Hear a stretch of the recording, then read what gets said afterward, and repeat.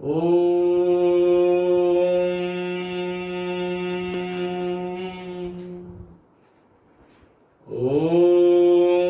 हिरण्यगर्भः समवर्तताग्रे भूतस्य जातः पतिरेक आसीत् सदाधार पृथिवीं द्यामुते मां कस्मै देवाय हविषा विधेम कस्मै देवाय हविषा विधेम। नमस्ते, भवतां सर्वेषां हार्दं स्वागतम। विद्यार्थियों, पिछली जो कक्षा थी उसमें देखिए ये वर्ण विचार, संस्कृत का वर्ण विचार जिसको आप संज्ञा प्रकरण कहते हैं, और हर एक परीक्षा का ये मुख्य आकर्षण होता है। 3 से 4 प्रश्न इस संज्ञा प्रकरण कह दूं या वर्णमाला कह दूं, यहां से आते हैं। इस पर आरंभ में 5 वीडियो बना चुका हूं। ये 6वां व्याख्यान है मेरा, और इसके अंदर हम आज पढ़ रहे हैं वर्णों के प्रयत्न। इससे पहले वाला जो वीडियो था उसमें मैंने आपको ये बताया था कि व्यंजन वर्ण, जिसमें आपने तादयो मावसाना स्पर्शा यणो अंतस्था शलो उष्माणा अचस्वरा हल व्यंजनानी, इस प्रकार बहुत सारी बातें हमने करी थी। विद्यार्थियों, आज हम यहां से शुरू करते हैं। चलिए, ये जो वर्णों के प्रयत्न क्या है, तो पहले तो हमें यह समझना चाहिए कि प्रयत्न कहते किसे हैं। तो प्रकृष्टो यत्नः, प्रकृष्टो यत्नः इति प्रयत्नः। देखिए, जो प्रकृष्ट यत्न होता है वह प्रयत्न है। जब हम कोई भी काम करते हैं तो उसके लिए हमें यत्न करना पड़ता है, वही प्रयत्न है। वहां पर प्रकृष्ट है क्योंकि वर्णों का बात है। तो यत्न और प्रयत्न ये समानार्थक है। अब ये प्रयत्न है क्या? तो देखिए, मैंने आपको ये 3री या 4थी बार ये लाइन बोल रहा हूं। यदि आपने पुराने वीडियो मेरे देखे हैं तो मैंने आपको कहा कि भारतीय जो मेधा जो थी, भारतीय जो ऋषि मुनि थे, उन्होंने वर्ण को या अक्षर को ब्रह्म माना और उसका बड़ी विवेचना करी, मीमांसा करी। और उस मीमांसा का, उस चिंतन का ही प्रतिफल था कि उन्होंने एक ही वर्ण को बहुत तरीके से देखा। तो विद्यार्थियों, उन्होंने, हमारे ऋषियों ने यह कहा कि कुछ वर्ण, देखो वर्णों का जब हम उच्चारण करते हैं तब हम कोई ना कोई कोशिश करते हैं। वो कोशिश ही यत्न या प्रयत्न है। हम सभी जानते हैं कि जब सबसे पहले हमारे मस्तिष्क में विचार आता है कि हमें उस वर्ण को बोलना है, फिर नाभि में कुछ हलचल होती है और नाभि से जो प्राण वायु जो है वह जो है आकर के और मुख से बाहर ध्वनि सुनाई देती है। तो कहते हैं कि जो वर्ण उच्चारण के पूर्व, वर्णोत्पत्ति के पूर्व 2 प्रकार के प्रयत्न हो गए। वर्ण की उत्पत्ति से पहले मानी वर्णोत्पत्ति से पूर्व, वर्णोत्पत्ति से पूर्व और वर्णोत्पत्ति के अनंतर। ये 2 चीजें आप सीखिएगा। वर्णोत्पत्ति के अनंतर मानी बाद में, पूर्व और बाद में। मैं थोड़ी भाषा जो है वो सरल रख रहा हूं, क्योंकि धीरे धीरे जब आप लोगों का अभ्यास हो जाएगा तो फिर जो है हम संस्कृत माध्यम से भी आगे जो है इसको बात करेंगे। तो वर्ण के उच्चारणात् पूर्वम यत् प्रयत्नम भवति, अर्थात वर्णोत्पत्ति से पूर्व कहते हैं कि जो हृदय में जो प्रयत्न होता है उसको हमारे ऋषियों ने कहा आभ्यंतर प्रयत्न है। वो आभ्यंतर का मतलब आप समझ ही रहे हो, मानी जो आभ्यंतर, जो आंतरिक है, जो अंदर है, जो वर्ण की उत्पत्ति से पहले किया जाने वाला जो प्रयत्न है वो आभ्यंतर है। और वर्ण की उत्पत्ति के बाद में जो प्रयत्न किया जाता है वो बाह्य परिवर्तन है, वो बाह्य प्रयत्न है। तो एक तो आभ्यंतर प्रयत्न हो गया और एक बाह्य प्रयत्न हो गया। अब ये आभ्यंतर प्रयत्न जो है उसके 5 प्रकार होते हैं, 5 भेद होते हैं, और बाह्य प्रयत्न जो है उसके 11 भेद होते हैं। और अब थोड़ा सा आगे बढ़ते हैं। देखिएगा, थोड़ा हमें संस्कृत की तरफ जाना पड़ेगा। हमारे ऋषि ने कहा कि यत्नो द्विधा, देखो हम यहां पर क्योंकि किसी परीक्षा विशेष की तैयारी भी कर रहे हैं, संस्कृत भी सीख रहे हैं, तो प्रश्न कैसा आएगा उसके बारे में हमें ध्यान होना चाहिए। उन्होंने कहा कि यत्नो द्विधा, मानी यत्न जो है जिसको मैं प्रयत्न कह रहा हूं, एक तो वर्ण की उत्पत्ति से पहले, एक वर्ण की उत्पत्ति के बाद वाला। यत्नो द्विधा, उस यत्न के, उस प्रयत्न के द्विधा दो प्रकार होते हैं। तो पहला प्रश्न यदि आपसे पूछे कि यत्नो कतिधा, मेरी बात ध्यान से सुनिएगा, यत्नो कतिधा मानी प्रकार, तो वहां पर वो ऑप्शन में देगा, विकल्प में देगा द्विधा, त्रिधा, चतुर्धा, धा मानी तरह, प्रकार, भांति, इस प्रकार। तो हमें ये ध्यान रखना है कि उन्होंने ये कहा कि भाई यत्न जो है वो द्विधा दो प्रकार के होते हैं, आभ्यंतरो बाह्यश्च, एक तो आभ्यंतरो मानी आभ्यंतर और एक बाह्यश्च, आभ्यंतरो बाह्यश्च, ये दो प्रकार के यत्न बताए। आभ्यंतर कौन सा है? वर्ण, किसी भी वर्ण की उत्पत्ति से पहले जो हम प्रयत्न करते हैं वो आभ्यंतर है, वर्ण की उत्पत्ति के बाद का जो है वो बाह्य है। तो पहली चीज तो हो गया कि यत्नो कतिधा विद्विधा। अब कौन कौन से, तो नाम भी याद रखने आपको कि आभ्यंतर और बाह्य, ये दो हो गया। तब कहते हैं कि आद्य पंचधा, आद्य मानी पहला, पहला कौन सा? आभ्यंतर। तो आद्य जो है वो पंचधा मानी आद्य यत्न जो है वो 5 प्रकार का होता है। अब दूसरा प्रश्न मैं आपसे पूछ रहा हूं, पहला मैंने आपको प्रश्न का, परीक्षा में प्रश्न आएगा यत्नो कतिधा, तो किसी को संदेह नहीं होना चाहिए। यत्नो द्विधा कौन कौन से हैं, तो नाम याद रखिएगा, आभ्यंतर और बाह्य। फिर आगे आपसे प्रश्न करेगा कि आभ्यंतर प्रयत्न से कति भेदा था, और हिंदी में पूछेगा तो कहेगा कि आभ्यंतर प्रयत्न के कितने भेद हैं। तो ये ध्यान रखो, आद्य पंचधा, आद्य मानी इन दोनों में जो पहला है वो पंचधा मानी 5 प्रकार का हो गया, ये 5 प्रकार का हो गया। प्रश्न कैसे आएंगे, हम वैसे ही बढ़ रहे हैं। तो आद्य पंचधा मानी आद्य जो है वो 5 प्रकार का हो गया। अब ये कौन कौन से 5 प्रकार हैं, तब हम कहते हैं कि एक तो है स्पृष्ट। इससे पूर्व की कक्षा को याद कीजिएगा, मैंने आपको कहा था कि कादयो मां वसाना स्पर्शा, और वहां पर मैंने आपको बताया था कि स्पर्श और स्पृष्ट ये परस्पर पर्यायवाची शब्द है। तो आदि पंचधा और उसमें 5 में पहला क्या हो गया? स्पृष्ट हो गया। और फिर देखो इसमें आगे जो है वो होगा ईशत स्पृष्ट, ईशत स्पृष्ट, पहला है स्पृष्ट। ये उन्होंने जैसे मूल में जो लिखा है मैं वही लिख रहा हूं, इसका कोई कारण है। ये आपको अभी देखने में थोड़ा सा कठिन लग सकता है, वैसे संधि का जिसको जान है तो स्पृष्ट, स्पृष्ट के आगे ईशत स्पृष्ट है, तो ट में अ और ईशत वाला जो ई था उसका मिलकर के गुण संधि हो गई और ए बन गया, तो स्पृष्ट ईशत स्पृष्ट, और फिर है ईशत स्पृष्ट, फिर है ईश, फिर द का द हो जाएगा, फिर विवृत, और फिर कहते हैं कि विवृत, और फिर कहते हैं समृत भेदात। इस प्रकार से ये एक जो है लघु सिद्धांत कौमुदी जब आप देखोगे तो मैंने जो लिखा है वैसा का वैसे ही आपको दिखेगा। मैं ये इसलिए लिख रहा हूं कि कई बार जो है वो ये मूल लाइन ही उद्धृत की कर दी जाती है और वहां पर आप उनको अलग अलग पढ़ते हो, और ये संधि का ज्ञान नहीं होने के कारण कहीं कोई गड़बड़ नहीं हो जाए। तो देखो मैं यहां पर ये लिख देता हूं कि अब इसको अलग अलग करके आपकी सुविधा के लिए लिख देता हूं कि आभ्यंतर प्रयत्न जो है उसके 5 प्रकार हो गए। कौन कौन से हो गए? पहला कौन सा हो गया साहब? पहला हमने कह दिया कि स्पृष्ट हो गया।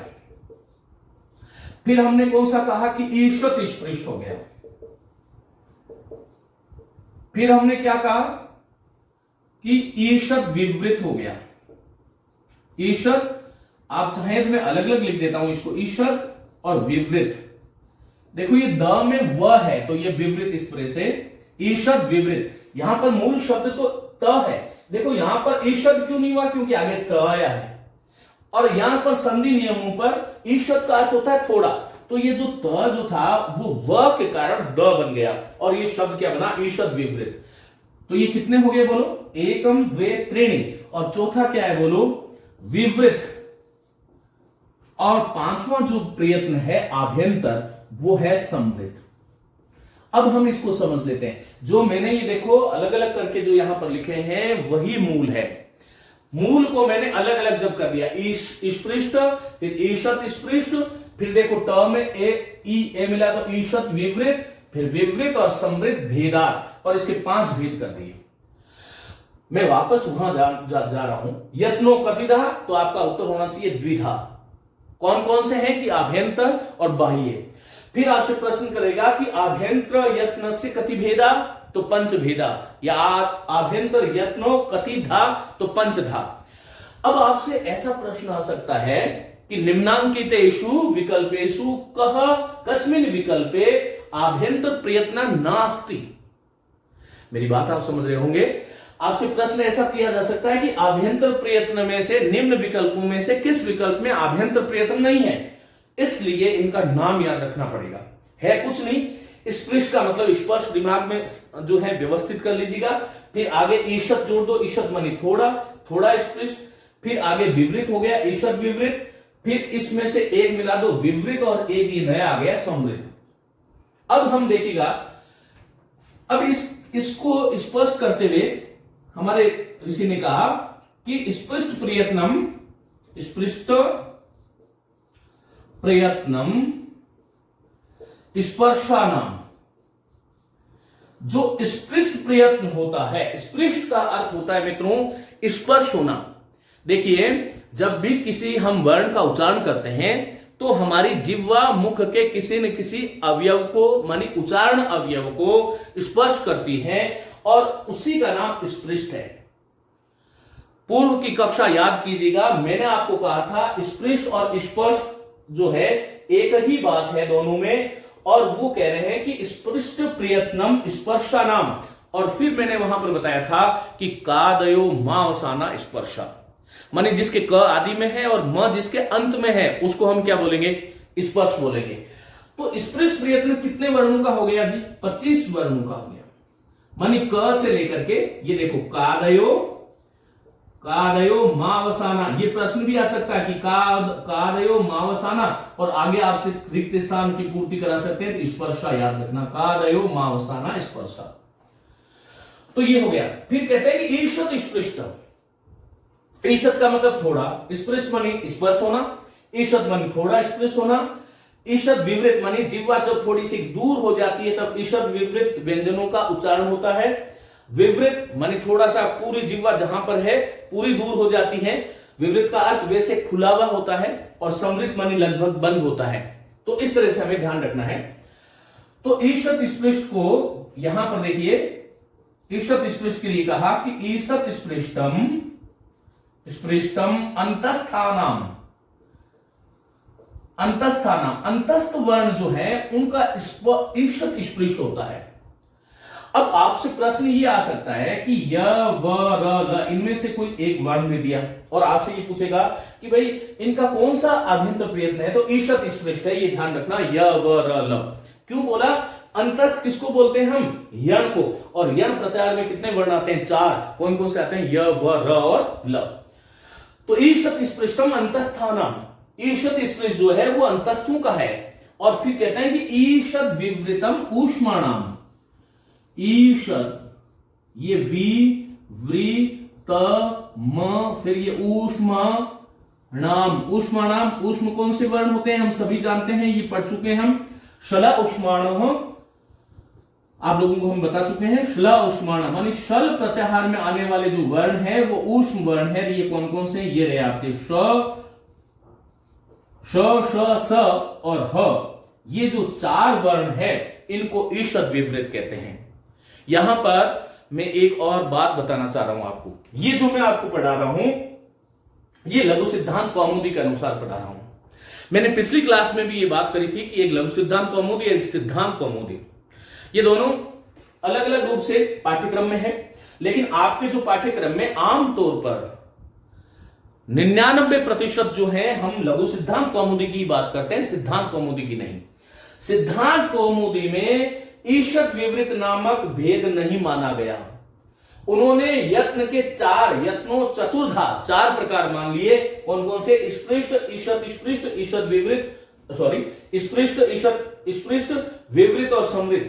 सिद्धांत कौमुदी में ईषद विवृत मानी ये तीसरा जो भेद है, 1, 2 और 3, 4 और 5, इस तीसरे को नहीं माना गया। अब देखो इस ईषद विवृत में जो लघु सिद्धांत में जो ऊष्म वर्ण है उनको सिद्धांत कौमुदी में विवृत मान लिया गया। यह हमें ध्यान रखना है। फिर से बता देता हूं, ईषद विवृत जो लघु सिद्धांत कौमुदी में ऊष्म वर्णों का माना गया है, सिद्धांत कौमुदी में इस पूरे डिब्बे को गायब कर दिया गया और इन वर्णों को विवृत मान लिया गया। लेकिन फिर यहां पर एक प्रश्न आता है कि आपसे आमतौर पर यदि किसी पुस्तक का नाम नहीं हो और पूछे कि यत्नो कतिधा तो द्विधा और आभ्यंतर यत्नो कतिधा तो पंचधा, 5 ही प्रकार बताने, 4 प्रकार नहीं बताने। आगे चलते हैं। आगे कहते हैं विवृतम स्वराणाम, विवृत प्रयत्न जो है, विवृतम स्वराणाम, जितने भी स्वर हैं हमारे स्वरों का विवृत प्रयत्न होता है। विवृत मानी पूरी तरह से जिह्वा हट जाती है, उसमें इन्वॉल्व नहीं होती। आप अ आ ई उ जब बोलोगे तो जिह्वा पूरी तरह से उच्चारण स्थलों से हट जाती है। और विवृत का अर्थ वैसे खुला हुआ भी होता है। हिंदी में जब हम बात करते हैं तो विवृत आ जो स्वर है वो विवृत है, वहां पर अलग तरीका, थोड़ा तरीका है, इसलिए हिंदी और संस्कृत में ये विभाजन जो है किंचित अलग अलग है। ये ध्यान रखना, कहीं ये संस्कृत वाला पढ़ करके हिंदी में मत अप्लाई करना। तो विवृतम स्वराणाम, जो हमारे हम स्वर जो है उनका प्रयत्न जो है वो कौन सा होता है? आभ्यंतर प्रयत्न जो है विवृत होता है मित्रों। यहां पर संवृत जो है, अब इस संवृत में देखिएगा, इधर कहा विवृत सारे स्वरों का होता है, लेकिन अवर्ण का जो आभ्यंतर प्रयत्न होता है वो कौन सा होता है? संवृत होता है। और इस अ की भी 2 दशाएं बता दी, एक तो प्रयोग दशा, एक तो प्रयोग दशा और एक दशा जो है वो प्रक्रिया दशा। इसलिए कहा अवर्णस्य प्रयोग दशायाम तो संवृतम, प्रयोग दशा संवृतम और प्रक्रिया दशायाम तो विवृतम में, क्योंकि सारे के सारे स्वरों का जो आभ्यंतर प्रयत्न है वह विवृत है। और इधर यहां पर यह कह दिया कि जब प्रक्रिया करो तब तो इस अ का जो प्रयत्न होगा वो विवृत ही होगा, लेकिन जो अ की जो प्रयोग दशा होगी वह प्रयोग दशा जो है वो क्या होगी? संवृत होगी। तो प्रयोग दशा क्या होती है? किसी वर्ण में जब अ सामान्यतया विला होता है और उसका जब हम उच्चारण करते हैं तो वो प्रयोग दशा है। और प्रक्रिया दशा का मतलब क्या है? जब हम सिद्धि करते हैं शब्दों की। यदि मैं और सामान्य भाषा में आपको कहूं तो मेरे विद्यार्थियों, जब हम संधि समास इत्यादि जब करते हैं शब्दों में, तब वहां पर वो प्रक्रिया दशा होती है। और जैसे हमने कहा दंडक अरण्य, तो अ जो यहां पर जो आया वो विवृति है, लेकिन जब मैंने केवल शब्द बोला, प्रयोग दशा की जब बात करी, तब वो संवृत हुआ। लौकिक दशा में जब प्रयोग होता है तो संवृत है, प्रक्रिया दशा में वह विवृत है। ये 5 प्रकार के प्रयत्न थे आभ्यंतर, और ये सारे के सारे देखो, यहां पर 25 ये आगे, 4 ये आगे, 25 4 29 और ये 4 क्या हो गए? 33। और ये स्वरों की संख्या हम 21 या 22 मानते हैं या 9 मानते हैं उसके अनुसार ये, तो ये सारे के सारे जो है, देखिए 25 और 8 कितने हो गए? 33 और जो है 22 मान लेते हैं, तो ये 54 वर्ण जो है, ये सारे के सारे वर्ण किस में आएंगे मित्रों? इसमें, इन प्रयत्नों के अंदर आभ्यंतर प्रयत्न जो है उसकी हमने बात करी। यहां पर एक और बात ध्यान रखना, आपसे पूछ ले कि प्रक्रिया दशा में अ का जो प्रयत्न है वो कैसा है? तो विवृत है। और प्रयोग दशा में पूछ ले तो संवृत है। और प्रयोग और प्रक्रिया कुछ भी नहीं आए, सीधे आ जाए कि अवर्णस्य आभ्यंतर प्रयत्न अस्ति, तो संवृत करना है, ध्यान रखना, क्योंकि वो प्रयोग दशा ही महत्वपूर्ण है, प्रक्रिया दशा तो आगे खोलने के लिए बात कही गई। तो मैं समझता हूं कि ये आपको आभ्यंतर प्रयत्न जो है वो क्लियर हो गए होंगे। एक बार इसका आप स्क्रीनशॉट ले लें या मेरे साथ साथ आप लिख लें। आगे जो है हम अब इसमें बाह्य प्रयत्नों की बात करेंगे। आगे चलते हैं, मैं इसको मिटा देता हूं।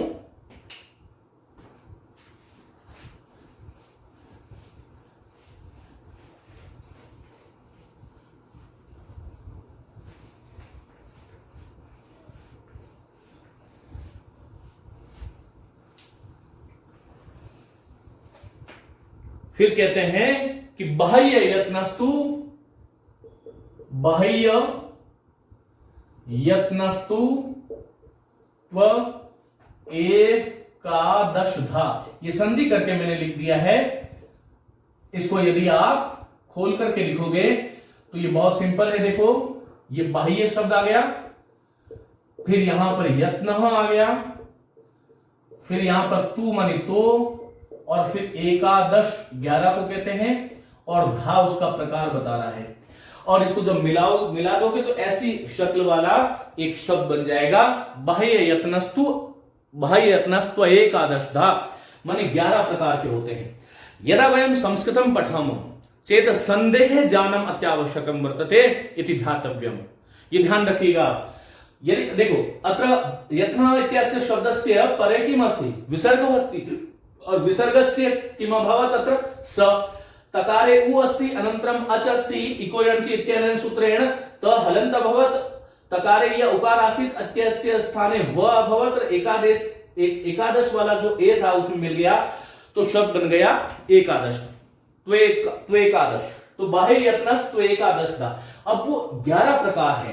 तो पहले तो ये ध्यान रखो कि आपसे कोई पूछे कि बाह्य प्रयत्न या यत्न, बाह्य यत्न कतिधा, कितने प्रकार हैं, तो आप सबका उत्तर होना चाहिए एकादश धा, माने कि बाह्य यत्न जो है उसके 11 प्रकार होते हैं। अब एक प्रश्न, जैसा मैंने आपको बताया था कि आभ्यंतर प्रयत्न में कौन सम्मिलित नहीं है, तो आप आभ्यंतर प्रयत्न में कौन सम्मिलित नहीं है उस विकल्प को तभी सही कर सकते हो जब आपको उन 5 के नाम याद हो। एक बार कोशिश करें, याद करें आभ्यंतर प्रयत्न के 5 प्रकार कौन कौन से, याद कीजिएगा। याद आ रहे होंगे। पहला स्पृष्ट था, फिर ईषद स्पृष्ट, फिर ईषद विवृत, फिर विवृत और फिर समृत था। उसी प्रकार बाह्य यत्न जो है उसको भी हमें जानना पड़ेगा कि बाह्य यत्न कौन कौन से हैं। तब देखिएगा, एक तो इन 11 को देख करके डरना नहीं है, ये ध्यान रखो। अब देखिएगा, ये रहे विवार, समार, श्वास, नाद, नादो, अघोषो, घोषो, अल्प प्राणो, अल्प प्राणो, महाप्राणो, प्राणो, उदात्त, अनुदात्त, स्वरित। इसको मैं इधर लिख देता हूं, कोई कारण है। उदात्त, अनुदात्त, स्वरितस्येति, ऐसा आया है, स्वरितश्चेति। तो मित्रों, मैंने इसमें देखो, पहली बात तो ये ना, मैंने आपको कहा ना, इनको देख करके डरना नहीं है। जो डर गया वो मर गया। बहुत सरल तो है ना।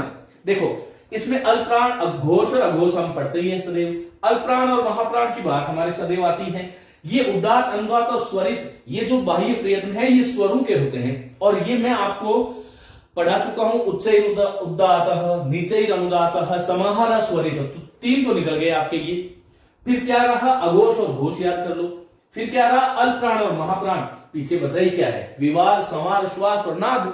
चलिए, अब इसको याद करने का तरीका क्या है, मैं एक तरीका आपको दे रहा हूं, आप उसको फॉलो कीजिएगा। चलिए, इस पे नंबरिंग करें। एकम, द्वे, त्रीणि, चत्वारि, ये अघोष है, समझ में आ रही होगी, संधि होगी। षट, ये अल्प्राण, सप्त, अष्ट, फिर नव, 10 और एकादश, ये 11 है। और हम यही तो कह रहे हैं बाह्य यत्नस् कति धातु एकादश था। चलो, अब देखो, ये विवार जो है, अब इसमें आपको एक काम करना है ना, कि इसमें ऐसे लिखो, इसमें पहले को लिखो, यहां लिखो एक खर, खर से खरो बना दो, और फिर 1 नंबर लो तो खरो विवारा, बहुवचन कर लो, खरो विवारा। फिर 3 नंबर ले लो, श्वासा, और फिर अघोषास। क्यों लिया मैंने क्या किया, देखो, मैंने यहां विवार लिया 1 नंबर, फिर श्वास लिया 3 नंबर, और फिर अघोष लिया 5, मानी 1, 3, 5, एक ले लिया। संवार छोड़ दिया मैंने। अब यहां पर लिख दो संवारा, और फिर क्या लिखूंगा, बोलो, नादा, और 6 नंबर ले लो, फिर नादा और घोषाश्च। और ये जो खर है ना, इसकी जगह क्या कर दो, हर्ष कर दो, हसो कर दो। चलो, अब आपको समझ में आ गया होगा कि मैंने ऐसा क्यों किया। पहली बात, मेरे साथ आप सभी लोग बोलोगे, विवार सवार श्वास, विवार सवार श्वास, नादो घोषो घोषो, अल्प प्राणो महाप्राणो, उदात्तानुदात स्वरित श्रेति। हमने 11 प्रकार कर लिए। अब इन 11 प्रकारों में देखो, अब मैंने यहां पर कौन सा लिया, 1 से 2, फिर 3 से 4 और 5। मैंने जो नंबरिंग करी है वो इसी हिसाब से है। देखिए आप, ये 5 था ना, हाँ ये 6 हो गया, तो 2 4 6, माने इसमें विषम संख्या, इसमें सम संख्या है। अब इसमें, अब मैंने ऐसा क्यों किया, पहली बात जो समझने योग्य जो चीज है वो ये खर है। मैं आपको हमेशा ये बात कहता हूं कि ये मेरी जो कक्षाएं हैं, इन कक्षाओं का एक क्रम है। आप पहला वीडियो देखोगे, पहली कक्षा देखोगे तो दूसरी समझ में आएगी, दूसरी देखोगे तो तीसरी समझ में आएगी। यदि कोई साक्षात इसी कक्षा को सुन रहा है तो उसको कदाचित यदि पूर्व ज्ञान नहीं है संस्कृत का तो उसको यह समस्या आ सकती है, ये ध्यान रखना। तो यहां पर देखो, हमने ये कह दिया कि खरो, अब खर है क्या, तो याद करो जो माहेश्वर सूत्र हैं, माहेश्वर सूत्रों में ख फ छ ठ थ, देखो ख फ छ ठ थ च ट त क प श श स और यहां पर आगे र आता है। इसका मतलब क्या हुआ कि ये देखो वर्गों का पहला और दूसरा वर्ण, वर्गों का पहला दूसरा और साथ में ऊष्म वर्ण का यदि आपसे बाह्य प्रयत्न पूछे विद्यार्थियों, तो वो बाह्य प्रयत्न जो है वो 3 बाह्य प्रयत्न होंगे उसके, विवार, श्वास और अघोष। अब देखो, और हर्ष, हर्ष प्रत्याहार में कहां से आएगा, याद करो 5वां सूत्र, अयोण री ऋक एवं अयोच हायवर्ट लण ह य व र ट, तो यहां लिख सकता हूं मैं, देखो ह य व र ल य म ग ण न, फिर देखो ज भ ग ढ ध, फिर ज ब ग ड और द, और उसके आगे श आता है ना, जब गढ़ दस, तो इस स को, ये हर्ष एक प्रत्याहार है, खर एक प्रत्याहार है। मेरा कहने का मतलब है कि हर्ष प्रत्याहार में जो वर्ण आते हैं उसके बाह्य प्रयत्न 3 होते हैं। कौन कौन से, संवार, नाद और घोष। और खर प्रत्याहार में आने वाले जो वर्ण हैं उसके बाह्य प्रयत्न 3 होते हैं, विवार, श्वास, अघोष। इसको याद करने का तरीका भी मैंने आपको बता दिया। इस पंक्ति को इस क्रम से याद करो, फिर नंबरिंग करो, फिर 1 3 5 2 4 6 और इसके इधर खर लिख दो, इधर हर्ष लिख दो, बात समाप्त हो गई। यदि मैं इसको थोड़ा और खोल दूं तो देखो, एक तो इसमें क्या आ जाता है आपका, सबसे पहले तो ह आ ही जाता है, ह के साथ में क्या आ जाता है, यण आ जाता है, य व र ल वाला, और फिर सभी वर्गों का तीसरा, चौथा और 5वां वर्ण जो है, माने इन वर्णों के जो प्रयत्न है मित्रों वो हर्ष प्रत्याहार में आते हैं। इनके 3 प्रयत्न है, कौन कौन से, संवार, नाद और घोष, ये ध्यान रखो। अब देखो, इसको एक तरीका और बता देता हूं मैं आपको। घोष का मतलब क्या होता है, मानी ऐसे वर्ण जिनके उच्चारण में हमारी स्वर तंत्री में कंपन होता है, गूंज होता है। मेरे साथ आप लोग बोले, देखिएगा, यहां जो है अंगुली रख लीजिएगा, ये जो हमारा जो है कंठ, जो उस पर अंगुली रखिए, धीरे से रखिएगा, जोर से नहीं। अब बोलिएगा क ख, देखो क ख में गूंज नहीं होगी, घ घ गुंग, च छ में नहीं हुई, ज ज य, ज ज य, ट ठ में नहीं हुई, ड ढ ण। तो ये जो उसमें झंकृत जो होता है वो घोष है। तो घोष को याद रखने के लिए 3 4 5, और अघोष को मतलब पहला और दूसरा, इसके साथ में ऊष्म जोड़ लो, इधर जो है वो यण जोड़ लो। अब इसमें देखो, उपदमानीय और जिह्वा मूल्य भी उसी में आ जाएगा। क्यों आ जाएगा कि उपदमानीय क्या होता है, प और फ वाला होता है। तो ये देखो, इसमें ख, ये प है, ये फ है, और क और ख क्या होता है, जिह्वा मूल्य होता है, तो उसको भी आप साथ में जोड़ सकते हो। वैसे ये प्रश्न नहीं आता है कि जिह्वा मूल्य और उपदमानीय का कौन सा बाह्य प्रयत्न है, लेकिन आपको ये ध्यान रखना है जिह्वा मूल्य और उपदमानीय क्या है, इसके बारे में मैं बता चुका हूं। क और ख के पहले यदि आधा विसर्ग आ जाता है तो वो जिह्वा मूल है, प और फ के पहले आधा विसर्ग आ जाता है तो वो उपदमानीय है। तो उनका भी जो है वो कौन सा होगा, ये 3 प्रयत्न हो जाएंगे। और यम वर्ण में आपको बता चुका हूं, यम वर्णों में जो पहला और दूसरा वर्ण है, मानी क ख च छ, वो कुम खुम घुम घुम याद करो, आपको प्लेक्वनी बताया था, चखनु अग्नि बताया था, जो पहली वाली क्लास थी उसमें पहला और दूसरा वर्ण जो होगा वो भी इन तीनों के अंदर आएगा। तो ये एक बात समाप्त हो गई। लेकिन हाँ, ये भी ध्यान रखिएगा कि उपदमानीय, जिह्वामूलीय और यम वर्णों का पहला और दूसरा, यम वर्णों की संख्या 4 होती है, मैंने आपको बता दी थी, और उपदमानीय और जिह्वामूलीय में भी पहला दूसरा होता है, इसलिए उनका भी जो प्रयत्न होता है वो विवार, श्वास और अघोष ही होगा। लेकिन ये प्रश्न बहुत आगे की जो परीक्षाएं होती है उसमें पूछा जाता है, सामान्य परीक्षाओं में इस प्रकार का प्रश्न नहीं होता। चलो, हर्ष में क्या आएगा, सवार आ जाएगा, फिर नाद और घोष, मानी हर्ष प्रत्याहार में कौन कौन से वर्ण आएंगे तो मैंने आपको बता दिया है। ह यण प्रत्याहार में आने वाले वर्ण सभी वर्गों का तीसरा, चौथा और पांचवा, और फिर आगे ये जो है आप ये जोड़ सकते हो कि यम वर्णों के जो तीसरा और चौथा वर्ण है वो उनका प्रयत्न भी यही होगा। चलिए आगे चलते हैं मित्रों, ये देखो 6 हो गए हमारे। अब अल्पप्राण और महाप्राण, अल्पप्राण और महाप्राण ये है क्या, ये श्वास की मात्रा के आधार पर भेद है।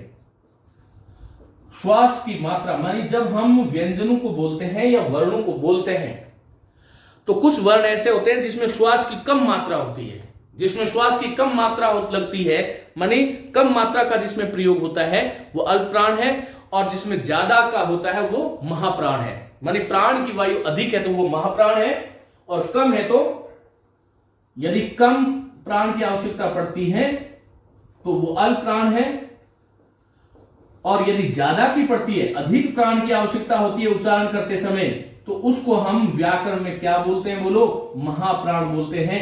अब देखो ये अल्पप्राण और महाप्राण, ये बिल्कुल रटने की बात है ही नहीं, ये प्रैक्टिकल है। मेरे साथ में आप सभी लोग इसको देखते देखते अपने हाथ को ऐसे करें और बोलिएगा क, तो क में देखिएगा जितनी आपकी जो श्वास इस हाथ के जो स्पर्श होगी उससे आपको पता चल जाएगा क ख, तो क से ख में ज्यादा हुई तो क अल्पप्राण हो गया, ख महाप्राण हो गया। ग जिसको हम घ कह रहे हैं, घ, और घ में ज्यादा हुई, फिर अंग में कम हो गई। इसी तरह से च में कम है, छ में ज्यादा है, तो उसका मतलब क्या हुआ कि वर्गाणाम प्रथमो तृतीयो, वर्गों का पहला, तीसरा और पांचवा, 135 याद रख लो। वर्ग कौन से कह रहा हूं मैं, यहां पर 5 वर्ग है। वर्गीय व्यंजनों की कल हमने बात करी थी कि वर्गीय व्यंजनों में जो पहला वर्ण है सभी वर्गों का क च ट त प, जो तीसरा वर्ण है ज ब ग ड द, और जो पंचम वर्ण है और इसके साथ में यण प्रत्याहार मानी य व र ल जो है वो अल्पप्राण है। यदि हम भाषा वैज्ञानिक दृष्टि से देखें तो सारे के सारे स्वर भी अल्पप्राण होते हैं, ये ध्यान रखना। तो यहां पर मैं उस कहानी में नहीं जा रहा हूं। संस्कृत में ऐसा कहा गया कि वर्गाणाम प्रथम तृतीय पंचम यणाश्च अल्पप्राणः, कि वर्गों का पहला वर्ण, वर्गों का तीसरा वर्ण, वर्गों का पांचवा वर्ण और यण प्रत्याहार में आने वाले जो वर्ण है उसको हम अल्पप्राण कहते हैं। और वर्गाणाम द्वितीय, वर्गों का द्वितीय वर्ण और चौथा वर्ण, और इधर यण आ गया, इधर शल कर लो, शल प्रत्याहार मानी श, श, स और ह प्रत्याहार में आने वाले जो वर्ण है उनका जो श्वास की मात्रा के आधार पर जो बाह्य प्रयत्न होगा वो क्या होगा, महाप्राण। क्योंकि ये क्यों है, क्योंकि ये जब बाहर आता है तभी हमें महाप्राण मानी कम है प्राण या अधिक है प्राण, इसका पता चलता है। तो ये ध्यान रखो कि वर्गों का दूसरा और चौथा और शल प्रत्याहार मानी ऊष्म वर्ण, शल ऊष्माण, ये मैंने आपको बार बार कहा है। उस शल प्रत्याहार में आने वाले वर्ण और वर्गों का दूसरा और चौथा जो वर्ण है उसका बाह्य प्रयत्न कौन सा हो गया, महाप्राण हो गया। तो हम 8 तक आ गए हैं मित्रों। अब आपको एक और ध्यान रखना है, ये देखो बात वो की हुई है यहाँ पर 1 2 3 4 और 5, ये पांचों आ गए, जिसमें 135 याद रखो अल्पप्राण और 24 रखो महाप्राण। इधर यण कर दो, इधर शल कर दो। अल्पप्राण का मतलब ऐसे वर्ण जिनका उच्चारण करते समय कम प्राण की आवश्यकता पड़ती है, और महाप्राण ऐसे वर्ण जिनका उच्चारण करते समय अधिक प्राण की आवश्यकता पड़ती है, वो महाप्राण है। श्वास की मात्रा का आधार भेद थे। ये 9वां 10वां और 11वां, जिसको हमने क्या बोला, बोलो, उदात्त, और क्या बोला, अनुदात्त, और क्या बोला, स्वरित। ये जो 3 प्रकार के जो प्रयत्न हैं, ये तीनों के तीनों प्रयत्न केवल और केवल किसके होते हैं, स्वरों के होते हैं। ये ध्यान रखना। मैं आपको बता चुका हूं कि उदात्त हमारे वेद में जो स्वरों की जो व्यवस्था थी उसको हमारे ऋषियों ने 3 भागों में बांट दिया था, उदात्त, अनुदात्त और स्वरित। उसकी परिभाषा मैंने आपको दी थी, उच्चैर उदात्तः, नीचैर अनुदात्तः, समहार स्वरित। और उदात्त के नीचे कोई भी चिन्ह नहीं होता, अनुदात्त के नीचे खड़ी रेखा होती है, स्वरित वर्ण के ऊपर इस प्रकार की ऊपर एक रेखा होती है, और ये सारे के सारे स्वरों के होते हैं। मैंने जो ये 11 प्रयत्न बताए, 11 में जो आरंभिक 8 है ये प्रयत्न मूलतः विशेष करके व्यंजनों के हैं, और आगे वाले जो 3 जो है वो क्या है, स्वरों के हैं। हालांकि मैंने यहां पर आपको स्वरों को अल्पप्राण प्रयत्न भी बताया, लेकिन यहां पर लघु सिद्धांत कौमुदी में इतना ही कहा गया कि वर्गाणाम प्रथम, तृतीय, पंचम और यण ही अल्पप्राण है। स्वरों को वहां पर कथन नहीं किया गया। तो अब आपको एक ध्यान और रखना है, देखिएगा, किसी भी जो कोई भी जो वर्ण है, जैसे स्वर वर्ण है, तो स्वर वर्णों के प्रयत्न कितने हो सकते हैं, आभ्यंतर और बाह्य जो है, मैं दोनों की बात कर रहा हूं। उधर देखो, उधर तो कौन सा होता है, विवृत होता है, और इधर कौन सा होता है, ये 3 होते हैं, उदात्त, अनुदात्त और स्वरित। विद्यार्थियों, मैं आपको ये कह रहा हूं कि यदि आपसे थोड़ा आगे का प्रश्न पूछ ले, आपसे ये पूछ ले, कोई भी स्वर दे दिया और उसके पूछ सकते हैं, जैसे अ दे दिया, आ दे दिया, ई दे दिया, कोई भी दे दिया, और आपसे यदि ये पूछ ले कि इत्यस्य वर्णस्य कति प्रयत्न भवितुम शक्यते, शक्नोति, कितने प्रयत्न हो सकते हैं, तो किसी भी स्वर वर्ण के 4 प्रयत्न हो सकते हैं, क्योंकि 3 प्रयत्न तो जो है वो बाह्य है, और 1 प्रयत्न जो विवृत, जो इससे पहले जो मैंने पढ़ाया था उसमें है। तो कोई भी स्वर के अधिकतम 4 प्रयत्न हो सकते हैं विधिवत तो, और बाकी देखो कंफ्यूज मत होना, अल्पप्राण, सारे के सारे जो स्वर हैं वो भी अल्पप्राण है व्यवहारिक दृष्टि से, क्योंकि आप स्वरों का उच्चारण करते हो, करके देख लो, अ, आ, ई, उसमें जो है श्वास की ख, छ इस तरह से मात्रा नहीं लगती, इसलिए वो अल्पप्राणी है, ये ध्यान रखना है हमें। और कोई व्यंजन जो है उनके कितने प्रयत्न हो सकते हैं, तो व्यंजनों के या तो 3 ये होंगे, जैसे इस लाइन में जो व्यंजन आ रहे हैं इसके 3 ये होंगे, और जो इसमें है ना वो नीचे वाले में नहीं है, नीचे वाले में जो वर्ण है वो ऊपर वाले में नहीं है, या 3 ये हो सकते हैं। मानी ह का ये 3 हो सकता है, स्वार, नाद और घोष, और ख का विवार, श्वास और अघोष हो सकता है। उसी प्रकार से आप समस्त वर्णों का समझ सकते हो। तो व्यंजनों में, व्यंजनों का देखो जो बाह्य प्रयत्न है वो कितना हो सकता है, बाह्य प्रयत्न किसी भी व्यंजन का, बाह्य प्रयत्न जो है व्यंजन का, एक तो 3 तो ये हो गए, और एक अल्पप्राण और महाप्राण में, जो इधर है वो इधर नहीं है, जो इधर है वो इधर नहीं है, तो 5 तो बाह्य प्रयत्न हो सकते हैं। कितने हो सकते हैं, 5। 5 क्यों हो सकते हैं, क्योंकि इस लाइन में जो आएंगे वो इसमें नहीं है, इसमें जो आएंगे वो इसमें नहीं है, तो 3 तो ये कॉमन हो गया, इसमें से 2 ये कॉमन हो गया, तो 3 और 2 कितने हो गए, 5 हो गए। मन नहीं, 4 हो गए, क्योंकि जो अल्पप्राण में है वो महाप्राण में नहीं है, महाप्राण में अल्पप्राण में नहीं है, और इसके बाह्य प्रयत्न कितने हो गए, व्यंजनों के 4 हो गए। और जो आभ्यंतर प्रयत्न है वो कौन कौन सा हो गया, स्पृष्ट प्रयत्न भी उसका होता है, व्यंजनों का होता है, और ईषद स्पृष्ट भी व्यंजनों का होता है, ईषद विवृत भी व्यंजनों का होता है। लेकिन जो स्पृष्ट में है वो ईषद स्पृष्ट में नहीं है, जो ईषद स्पृष्ट में है वो ईषद विवृत में नहीं है, इसलिए एक इसमें और जोड़ लो।